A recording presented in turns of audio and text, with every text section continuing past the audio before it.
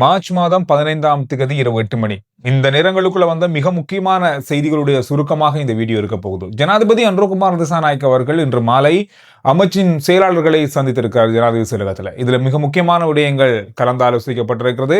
மிக முக்கியமான துறைகளுக்கு எரிபொருள் தேவையான அளவு வழங்குறதுக்கு தடையின்றி வழங்குறதுக்கான ஆலோசனைகளை அவர் வழங்கியிருக்காரு. சுகாதாரம், கல்வி, விவசாயம், மீன்பிடி போன்ற மிக முக்கியமான துறைகளுக்கு எரிபொருளை தேவையான அளவு அவர்களுக்கு பயன்படுத்துறதுக்கு வழங்குவதற்கும் சேமிப்புக்கும் ஆலோசனை வழங்கப்பட்டிருக்கிறது. இன்னும் ஒரு முக்கியமான ஆலோசனை வழங்கியிருக்காரு. மிக முக்கியமான துறைகள் அல்லது இந்த துறைகளை வீட்டில இருந்தே வேலை செய்யக்கூடிய வகையில உருவாக்க முடியுமா, அதை கொண்டு வர முடியுமா என்பது தொடர்பாக பரிசீலனை செய்யுமாறு கூறியிருக்காரு. எனவே இது வருகின்ற கிழமையில் அல்லது இந்த கிழமையிலே இது நடைமுறைக்கு வரலாம். ஒரு சில நாட்கள் வீட்டில் இருந்து வேலை செய்யறதுக்கு இது அரசு துறைக்கும் இருக்கும், தனியார் துறைக்கும் இருக்கும்னு சொல்லி எதிர்பார்க்கப்படுது. அது மட்டுமில்லாமல் எரிபொருள் என்பது தட்டுப்பாடு இல்லை.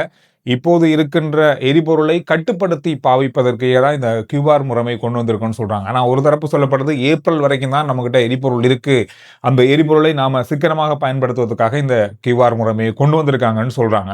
இப்பொழுது ரஷ்யா, இந்தியாவிடம் நாங்கள் எரிபொருளை கோரி இருக்கிறோம். இப்பொழுது இந்தியாவுக்கு எரிபொருள் கப்பல்கள் வந்து கொண்டிருப்பதாக தகவல்கள் வெளியாகி கொண்டிருக்கு. இது அடிப்படையில் அங்கிருந்தும் நமக்கு எரிபொருளை பெற்றுக்கொள்ளக்கூடியதாக இருக்கும். அதோட ரஷ்யாவிடமிருந்து, சிங்கப்பூரிடமிருந்து நாம எரிபொருளை பெற்றுக்கொள்வதற்கான கோரிக்கையை முன்வைச்சிருக்கோம். இது ஏப்ரலுக்கு இடையில ஒரு சில கப்பல்கள் நாட்டுக்குள் வரும் பட்சத்தில் எரிபொருள் தட்டுப்பாடு என்பது இருக்காது. ஆனால் இப்படி மட்டுப்படுத்தப்பட்ட அளவிலான எரிபொருள் வழங்கும் முறைமை தொடர்ச்சியாக இருக்கும். இது காரணம் நமக்கு மட்டுமில்லை, எல்லா நாடுகளுக்குமே இருக்கிற மிக முக்கியமான ஒரு பிரச்சனையாக இருக்கு. அதாவது இன்றைய நாள் உலகத்திலேயே மிகப்பெரிய பொருளாதார நாடு ஜப்பான் இன்று ஒரு முடிவெடுத்திருக்காங்க.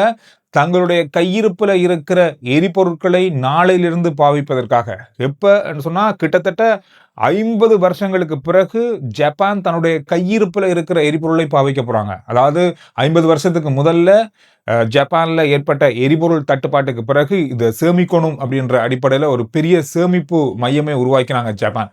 அதுல இந்த சேமிப்பு மூலமாக இருக்கிற கிட்டத்தட்ட 40 நாட்களுக்கு தேவையான 80 மில்லியன் பரல்களை நாளை நாளில் விடுவிக்கிறாங்க. 40 நாட்களுக்கு தேவையான எரிபொருளை உடனடியாக விடுவிக்கிறாங்க. காரணம், இப்பொழுது இருக்கின்ற எரிபொருள் தட்டுப்பாடு, எரிபொருள் விலையேற்றத்தை உடனடியாக ஜப்பான்ல கட்டுப்பாட்டுக்கு கொண்டு வரதுக்காக இவ்வளவு எரிபொருளையும் அவங்க விடுவிக்கிறாங்க.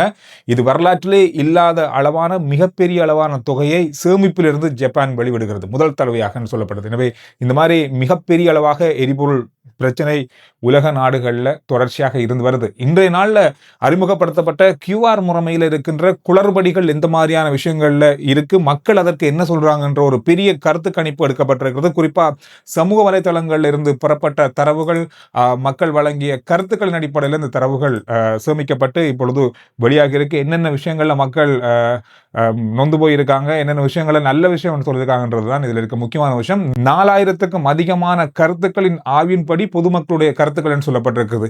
முதலாவது கண்டறியப்பட்டிருக்கிறது ஏமாற்றமும் கோபமும். இப்பொழுது வழங்கப்பட்டிருக்கின்ற இணையதளம், அதாவது QR பெறக்கூடிய இணையதளம் சரியாக வேலை செய்யல, சரியான வழிமுறை அங்கு இல்லை அப்படின்ற பெரிய குற்றச்சாட்டு. புதிய வாகனங்களை பதிவு செய்ய முடியாமல் இருக்கிறது, OTP வருவது தாமதமாக இருக்கிறது, பழைய உரிமையாளர்களின் தகவல்கள் இன்னும் டேட்டா பேஸ்ல இருக்கிறதால இப்பொழுது 2வது முறையாக வாங்கியவர்கள் பதிவு செய்து கொண்டு QR பெற்றுக்கொள்ள முடியாத நிலை இருக்கு. அவர்கள் எரிபொருளை பெற்றுக்கொள்ள முடியாத நிலையில இப்ப இருக்காங்க.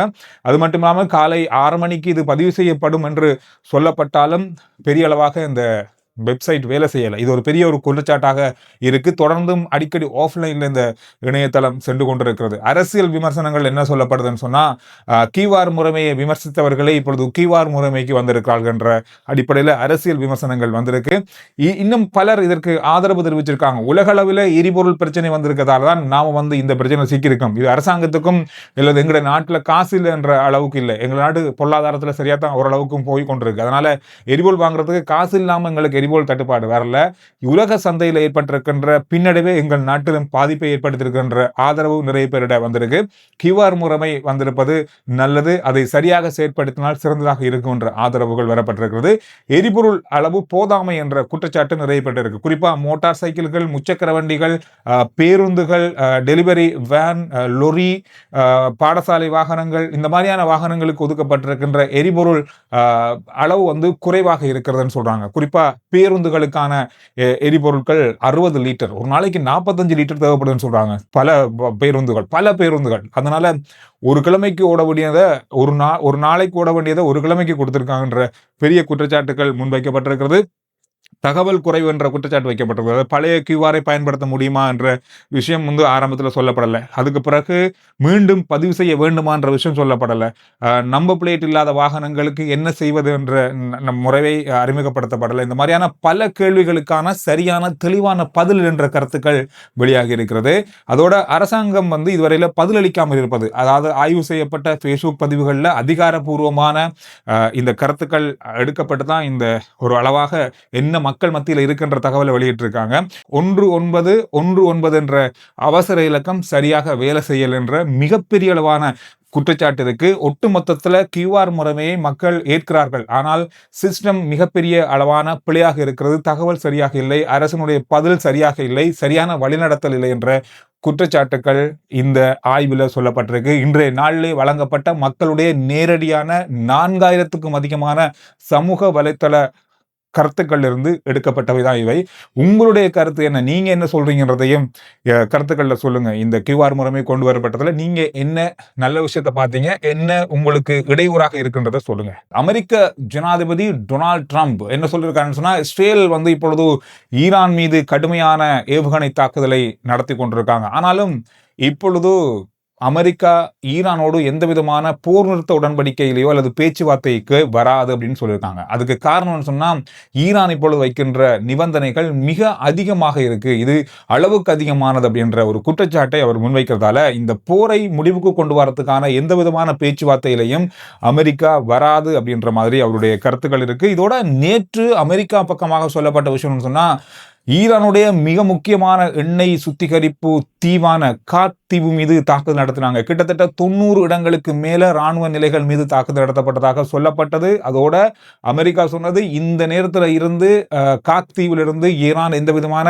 எண்ணெய் ஏற்றுமதியையும் செய்யாத வகையில் நாங்கள் தடுத்திருக்கிறோம் அப்படின்னு மாதிரி சொன்னாங்க. ஆனால் இன்றைய நாளில் ஈரான்ல இருந்து வந்த செய்தி என்னன்னு சொன்னா, காத் தீவிலிருந்து எரிபொருட்கள் ஏற்றுமதி செய்யப்படுகின்ற கப்பல்கள் இப்பொழுது ஏற்றிக்கொண்டு அந்த காத் தீவிலிருந்து புறப்பட்டிருக்கிறது என்ற செய்திகள் இன்று ஈரான்ல இருந்து வந்திருக்கு. இது இந்த மாதிரி மாறுபட்ட கருத்துக்கள் தொடர்ச்சியாக வந்து கொண்டிருக்கிறது. இதுல இன்னும் ஒரு முக்கியமான விடயம் பார்க்கப்படுது. ஹார்முஸ் கால்வாய் வழியாக செல்லப்படுகின்ற கப்பல்கள் எந்த வகையிலும் தன்னுடைய நட்பு நாடை தவிர வேற எந்த நாடும் அதனால செல்ல முடியாது. வரும் நாட்கள்ல மிக முக்கியமான ஒரு தீர்மானத்துக்கு ஈரான் வர போறாங்க. இந்த பாதையால போற கப்பல்களுக்கு வரி விதிக்க போறாங்க. அந்த வரி விதிப்பது தொடர்பான பேச்சுவார்த்தை இப்போ ஈரான் மிகப்பெரிய அளவில் நடந்து வருதுன்னு சொல்லப்படுது. இதுக்கு பிறகு இந்த வரி விதிக்கப்பட்டதுக்கு பிறகு இந்த கப்பல்கள் இதனால அனுமதிக்கிறதுக்கான வாய்ப்புகள் இருக்கு. காரணம், ஈரான் மீதும் பல அழுத்தங்கள் இப்பொழுது சர்வதேச செய்தியில வைக்கப்படுது. இப்ப வரி விதிக்கப்பட்டா ஏற்கனவே நிற்கின்ற கப்பல்களுக்கான வரி, அதோடு கொண்டு போறதுக்கான எண்ணெய் வரி என்று ஏராளமான வரி விதிக்கப்படும். இதனால உலக சந்தையில தட்டுப்பாடு இல்லாமல் எண்ணெய் கிடைத்தாலும் மிகப்பெரிய அளவான விலையேற்றத்தை சந்திக்கும், அதுல மாற்றம் இல்லை. இதுல இன்னும் ஒரு முக்கியமான பெரிய அளவான ஒரு இடத்தை ஈரான் வைக்கிறாங்க, பெரிய டிமாண்ட் வைக்கிறாங்கன்னு சொன்னா, வரி செலுத்தும் போது அமெரிக்க டாலர்ல செலுத்த முடியாது, சீனாவுடைய நாணயத்துல செலுத்த முடியும். அமெரிக்க நாணயம் இங்கு செல்லுபடி ஆகாது என்ற மாதிரி ஒரு நிபந்தனை வைக்கிறாங்க. இது ஒரு பெரிய பிரச்சனையாக இருக்க போகுது. இது அமெரிக்காவுக்கு விழுகின்ற மிக பாரிய அளவான அடி, டாலருக்கு விழுகின்ற மிகப்பெரிய அடியாக இது இருக்க போகுதுன்றது இப்ப இருக்கிற விஷயமாக இருக்கு. எனவே இந்த மாதிரியான பல அரசியல் சிக்கல்கள் இப்பொழுது ஏற்பட்டிருக்கிறது. ஹார்முஸ் கால்வாய் மூடப்பட்டிருப்பதால எரிபொருள் தட்டுப்பாடு மட்டும்தான் உலகத்துல வந்து கொண்டிருக்கு அப்படின்றது இல்லை. இன்னும் ஒரு முக்கியமான ஏற்றுமதி பொருள் அல்லது உலக நாடுகளுடைய முக்கியமான ஐரோப்பிய மேலத்தைய நாடுகளுக்குரிய மிக முக்கியமான அத்தியாவசிய பொருட்களும் இந்த கால்வாயால செல்றது. கட்டிடங்களுக்கான பொருட்கள், அலுமினியம் உள்ளிட்ட அத்தனை பொருட்களும் இந்த பக்கத்தெல்லாம் போகுது. கிட்டத்தட்ட மேலத்தைய ஐரோப்பிய நாடுகளுடைய 9% அலுமினிய உற்பத்தி மத்திய கிழக்கு நாடுகள் இருந்தான் ஏற்றுமதியாகுது. அதுவும் இந்த கால்வாய் வழியாகத்தான் போகுது.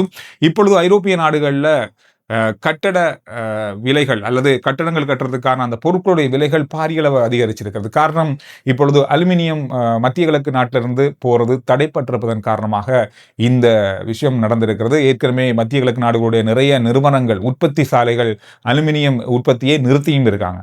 அவங்களுக்கு வருகின்ற பொருட்களும் வருவதற்கு தடை ஏற்பட்டிருப்பதால அதையும் நிறுத்தி இருக்காங்க. இது ஒரு பெரிய சிக்கலை வருகின்ற நாட்கள்ல இன்னும் ஏற்படுத்த வாய்ப்புகள் இருக்குன்னு சொல்றாங்க. கடந்த நாட்கள்ல பேசப்பட்ட இன்னொரு முக்கியமான விஷயம், ஈரானுடைய மகளிர் கால்பந்தாட்ட அணி ஆஸ்திரேலியாவிடம் தஞ்சம் கோரியிருந்தது.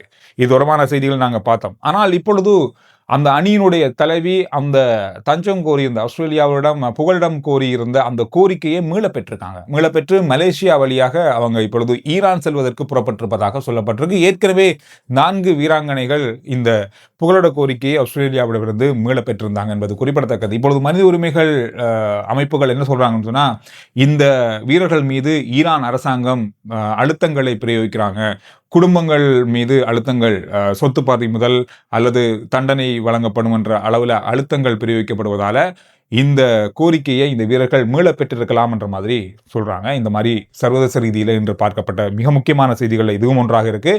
ஆர்ஜே சந்துரு ரிப்போர்ட் வாட்ஸ்அப் சேனலுடைய லிங்க் முதல் கமெண்ட்ஸ்ல டிஸ்கிரிப்ஷனில் இருக்கு. ஃபாலோ பண்ணி வைங்க. சுருக்கமான விரைவான செய்திகளை நீங்க அறிந்து கொள்ளக்கூடியதாக இருக்கும்.